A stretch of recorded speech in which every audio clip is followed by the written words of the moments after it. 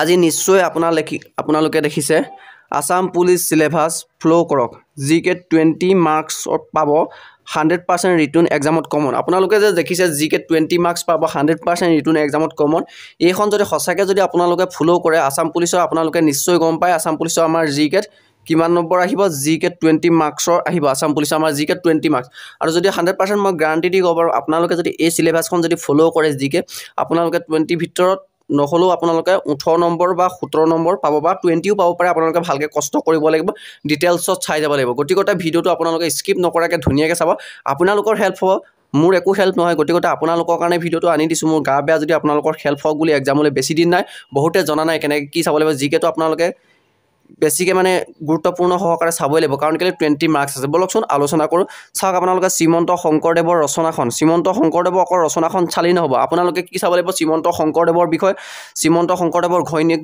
কেইজনী আছিল শ্ৰীমন্ত শংকৰদেৱৰ দুজনী ঘৈণীয়েক আছিল ঘৈণীয়েকজনী প্ৰথমজনী দুজনী ঘৈণীয়েক আছিল প্ৰথমজনী ঘৈণীয়েকৰ নাম কি আছিল এজনীৰ নাম সত্যৱতী আছিল প্ৰথমজনী আৰু দ্বিতীয়জনীৰ নাম হ'ল কালিন্দা যা শ্ৰীমন্ত শংকৰদেৱৰ জীয়েকৰ নাম কি আছিল জীয়েকৰ নাম আছিল মনু আৰু শ্ৰীমন্ত শংকৰদেৱৰ আইতাকৰ নাম কি আছিল খেৰখতি বাপেকৰ নাম কি মাকৰ নাম কি গদাপানী সত্যসন্ধান এই এনেকে বস্তুটো আপোনালোকে ডিটেইলছত চাব লাগিব তেতিয়াহে আপোনালোকে এটা এক্সামত ভাল স্কোৰ কৰিব পাৰিব জাস্ট মই এটা উদাহৰণ দিছো বাকিখিনি এনেকে উদাহৰণ নিদো মই জাস্ট কৈ যাম মাধৱদেৱৰ ৰচনাখনৰ ওপৰত চাব লাগিব আৰু আপোনালোকে এইখিনি চাব আৰু ইয়াত এটা বস্তু থাকি গ'লে 3 নম্বৰত আপোনালোকে মহাত্মা গান্ধী বিষয় চাব মহাত্মা গান্ধী বিষয়টো বহুত ইম্পৰ্টেন্ট হয় তাৰপাছত অসমৰ ৰাজনৈতিক ব্যক্তি বা মুখ্যমন্ত্ৰী অসমৰ ৰাজনৈতিক ব্যক্তি বা মুখ্যমন্ত্ৰীৰ ওপৰত আপোনালোকে চোৱাটো অতি গুৰুত্বপূৰ্ণ পৰীক্ষাত আহি আছে গোপীনাথ বৰদলৈ বা তৰুণৰাম ফুকন বিমলা প্ৰসাদ চলিহা বিষ্ণুৰাম মেধি ফখৰুদ্দিন আলী আহমেদ বা জৱাহৰলাল নেহৰু এইখিনি আপোনালোকে ইয়াত ভৰাই ল'ব ইয়াত মই লিখি দিলো যে এইখিনি সকলোখিনি বস্তু আপোনালোকে ইয়াত চাব গোপীনাথ বৰদলৈ তৰুণৰাম ফুকন বিমলা প্ৰসাদ চলিহা বিষ্ণুৰাম মেধি বা জৱাহৰলাল নেহৰু ফখৰুদ্দিন আলী আহমেদ বা মহিলা মুখ্যমন্ত্ৰী এইবিলাক বস্তুখিনি আপোনালোকে ধুনীয়াকৈ চাই যাব তেতিয়া আপোনালোকে 100% এক্সামটো ভাল হ'ব আৰু সেকেন্ডটো চাওক অসমৰ আন্তঃৰাষ্ট্ৰীয় সীমা যেনেকৈ বাংলাদেশ ভূটান নেপাল ম্যানমাৰ পাকিস্তান মই জাস্ট আপোনালোকক ইয়াত উদাহৰণ দিছো আপোনালোকে যিমান আন্তঃৰাষ্ট্ৰীয় সীমা ৰেখাবিলাক আছে সকলোবিলাক ৰেখা চাই যাব যেনেকৈ আপোনালোকে যেনেকৈ উদাহৰণস্বৰূপে ভাৰত আৰু পাকিস্তানৰ সীমা ৰেখাৰ নাম হ'ল ৰেড ক্লিফ ৰেখা তেনেকৈ এই বস্তুবিলাক আপোনালোকে ডিটেইলছত চাই যাব তেতিয়ালৈকে আপোনালোকৰ এক্সামটো 100% কমন হ'ব মানে ভাল হ'ব পৰীক্ষাত আপোনালোকে ভাল এটা স্কোৰ কৰিব পাৰিব অসমৰ জনগোষ্ঠী উৎসৱ বা সাজপাৰ মানে অসমৰ আপোনালোকে জনগোষ্ঠী মিচিংসকলে মানে আলি লিগাংটো কাৰ মিচিংসকলৰ আপোনালোকে এনেকৈ এইবিলাক ডিটেইলছত চাই আৰু সাজপাৰৰ বিষয় চাই যাব লাগিব মিচিংসকলে কি কাপোৰ পৰিধান কৰে তেনেকৈ আপোনালোকে চাই যাব লাগিব উদাহৰণটো দি দিছোঁ অকল মিচিং বুলি নহয় বড়োসকলে কি পূজা আছে বা মিচিংসকলে কি কাপোৰ পিন্ধে আৰু নাইখন হ'ল আমি জানো বড়োসকলৰ এনেকৈ গোটেইখিনি ডিটেইলছত চাই যাব আপোনালোকে ইয়াৰ উৎসৱসমূহ চাই যাব আৰু সাজপাৰসমূহ চাই যাব মই ইয়াত উদাহৰণ দি দিছোঁ আপোনালোকে চাই লওক বস্তুকেইটা ধুনীয়াকৈ লিখি লওক বা স্ক্ৰীনশ্বট এটা মাৰি লওক মিচিং বড়োসকল ৰাভা তিৰবা কাৰ্বি দেউৰী সোণোৱাল কছাৰী হাজং বমন গাৰোৱা চুতীয়া ডিমা হাছা আৰু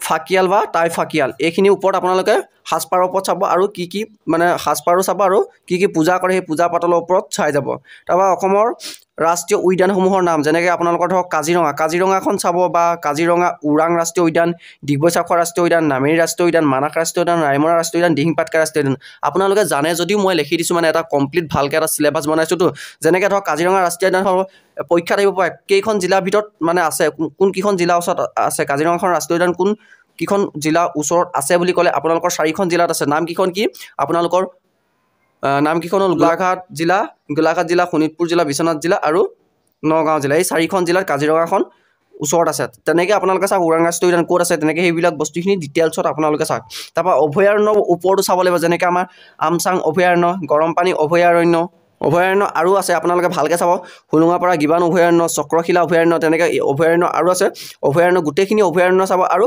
গোটেইখিনি আপোনালোকৰ ৰাষ্ট্ৰীয় উদ্যানৰ ওপৰত চাব আৰু অভয়াৰণ্যৰ ওপৰত আপোনালোকে কমপ্লিট কৰিব যিমান কুৱেশ্যন আছে তাৰপৰা অসমৰ এইটো মন্দিৰবিলাকৰ নাম চাব বা টেম্পল বা মন্দিৰবিলাকৰ নাম চাব এইটো বহুত ইম্পৰ্টেণ্ট কামাখ্যা মন্দিৰ কি পূজা কৰে কামাখ্যা মন্দিৰ কোনটো পাহাৰত অৱস্থিত সেইবিলাক তেনেকৈ চাব আপোনালোকে ধৰক উদাহৰণস্বৰূপে কামাখ্যা মন্দিৰ উগ্ৰতৰা মন্দিৰ উমানন্দ মন্দিৰ কোনটো পাহাৰত আছে উমানন্দ মন্দিৰটো আমাৰ ভস্মাচল পাহাৰ আৰু উমানন্দ মন্দিৰটোৰ ব্ৰিটিছসকলে কি নাম দিছিলে পিকক আইলেণ্ড দিছিলে এনেকৈ মানে ডিটেইলছত যিমান বস্তু আছে আপোনালোকে ভালকৈ চাব আৰু পৃথিৱীৰ ভিতৰতে ক্ষুদ্ৰতম নদীৰ দ্বীপ বুলি ক'লে আমি উমানন্দ মাটিকালিটো কিমান 13 বিঘা 3 কথা এনেকৈ আপোনালোকে সকলোবিলাক বস্তু আপোনালোকে ডিটেইলছত চালে আপোনালোকৰ হেল্প হ'ব তাৰপিছত চাব আপোনালোকে বৈশিষ্ট্য মন্দিৰ শুক্ৰেশ্বৰ মন্দিৰ নৱগ্ৰহ মন্দিৰ মহাভৈৰৱ মন্দিৰটো কোনে সজাইছিলে এনেকুৱা কুৱেশ্যনবিলাক ডিটেইলছ এইটো 12 ৰজাই সজাইছিলে তাৰপৰা অশ্বকান্ত মন্দিৰ জয় হগ্ৰীৱ মাধৱ মন্দিৰ, তিৰুপতি বালাজী মন্দিৰ আৰু টিলিঙা মন্দিৰ, এইকেইটাও চাব আপোনালোকে। টিলিঙা মন্দিৰটো বহুত ইম্পৰ্টেণ্ট হয়।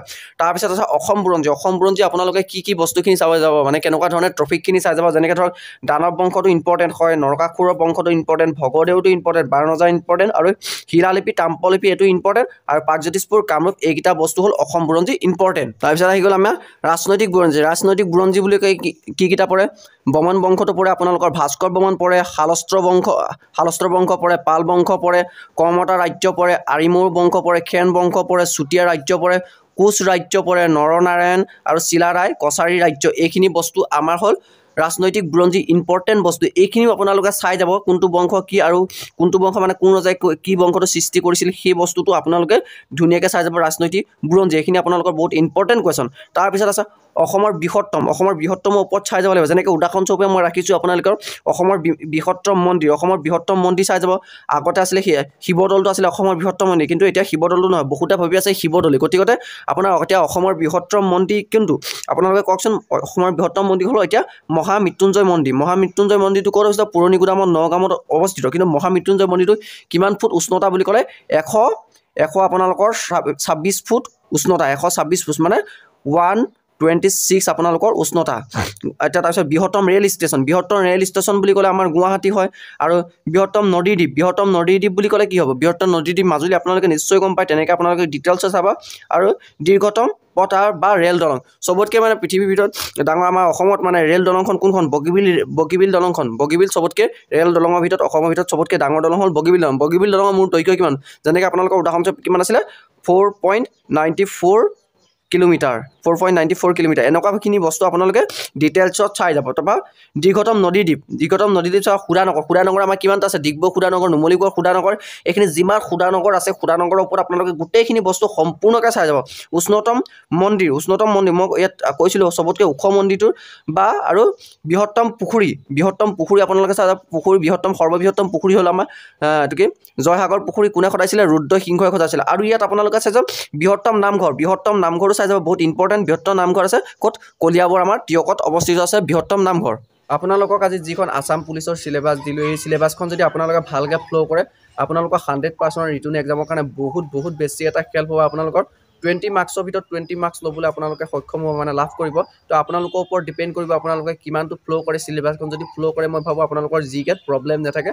আপোনালোকে জিকেত এটা ভাল স্ক'ৰ কৰিব। 20 নহ'লে আপোনালোকৰ 18-17 জিকেত নাম্বাৰ পাবলৈ সক্ষম হ'ব। গতিকে আপোনালোকে যিমান পাৰে চিলেবাছখন ভালকৈ মন দি চাওক আৰু ধুনীয়াকৈ বহি লিখি লওক। চিলেবাছখন ফ'ল' কৰক, 100% আপোনালোকৰ জিকেত এটা ভাল স্ক'ৰ কৰিব পাৰিব। কাৰণ কেলৈ? জিকে বস্তুটো আপোনালোকে ভালকৈ পঢ়িবই লাগিব। তাত চবতকৈ বেছি মাৰ্ক আছে, 20 নম্বৰ আছে। গতিকে আপোনালোকে যদি আছাম পুলিচ সঁচাকৈ AB, UB বা APR যিকোনো এটা পোষ্টত যদি চাকৰি ল'ম বুলি ভাবিছে, আপোনালোকে মই এতিয়া চিলেবাছখন ফ'ল' কৰক, প্লাছ আৰু আপোনালোকে জিকেটবিলাক মই যেনেকৈ কৈ দিছোঁ আপোনালোকক ডিটেইলছত ভালকৈ আপোনালোকে বস্তুবিলাক চাওক। আৰু মোৰ ইউটিউব চেনেলটো যদি আপোনালোকে প্ৰথম পাইছে, লাইক, কমেণ্ট, শ্বেয়াৰ, ছাবস্ক্ৰাইব কৰিবলৈ নাপাহৰিব। আৰু নেক্সট টপিক কিহৰ ওপৰত ভিডিঅ' বনাব লাগে আপোনালোকে মোক কমেণ্ট কৰি জনাব, মই তাৰ ওপৰতে এটা ভিডিঅ' বনাই দিবলৈ চেষ্টা কৰিম।